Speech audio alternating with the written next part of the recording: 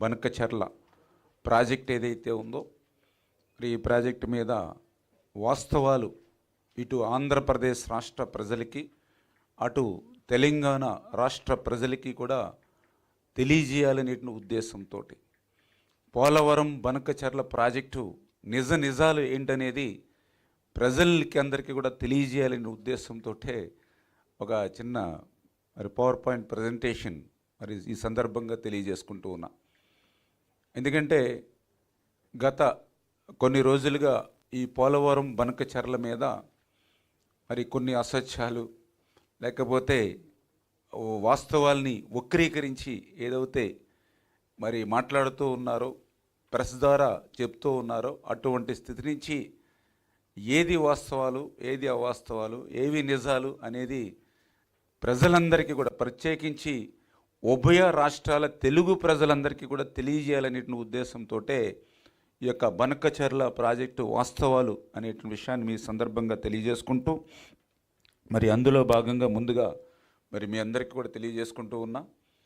ఏదైతే ఈ యొక్క పోలవరం యొక్క బనకచెర్ల ప్రాజెక్ట్ ఏదైతే ఉందో దీని యొక్క స్వరూపం మీ అందరికీ తెలుసు. ఎందుకంటే మన రాష్ట్ర ప్రజలుగా అదేవిధంగా ప్రెస్తో మేము చాలాసార్లు కలిసి ఉన్నాం కాబట్టి దీని యొక్క స్వరూపం అంతా కూడా చాలా వరకు మీ అందరికీ తెలుసు. కానీ మీ ద్వారా ఈవేళ ఉభయ రాష్ట్ర ప్రజలకు కూడా తెలియజేయాలనే ఉద్దేశంతో ఏదైతే గత 50 సంవత్సరాలుగా పోలవరంకు సంబంధించి ఏదైతే గోదావరి నది ఏదైతే ఉందో యొక్క గోదావరి నదికి ప్రతి సంవత్సరం కూడా 3000 టీఎంసీల నీరు వృధాగా సముద్రంలో కలిసిపోతున్నటువంటి పరిస్థితి మనందరికీ తెలుసు.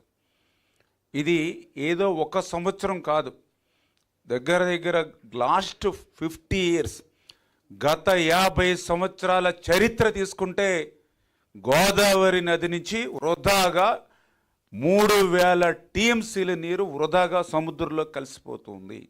వృధాగా సముద్రంలో ఉన్నటువంటి ఉప్పు నీటిలో కలిసిపోతున్నటువంటి పరిస్థితి. ఇది చరిత్ర, ఇది వాస్తవం అనే విషయాన్ని ముందుగా మీ అందరికి కూడా తెలియజేసుకుంటూ ఉన్నా. అటువంటి వృధాగా సముద్రంలో కలిసిపోయేటువంటి 3000 టీఎంసీల నీరులో 200 టీఎంసీల నీరు అంటే రోజుకి 200 టీఎంసీల చొప్పున 100 రోజులు 200 టీఎంసీల నీరుని మనం యొక్క పోలవరం బనకచెర్ల ప్రాజెక్టుకు తీసుకురావాలనే ఉద్దేశమే ఈ ప్రాజెక్టు స్వరూపం అని చెప్పి తెలియజేసుకుంటూ, ఈ పోలవరం బనకచెర్ల ప్రాజెక్టుకు సంబంధించి 3 సెగ్మెంట్లుగా దీన్ని మనం నిర్మాణంలో వెళ్తూ ఉన్నాం. అందులో సెగ్మెంట్ 1 చూసినట్లయితే పోలవరం నుంచి బనకచెర్ల పోలవరం నుంచి ప్రకాశం బ్యారేజ్ వరకు కూడా సెగ్మెంట్ 1 కింద.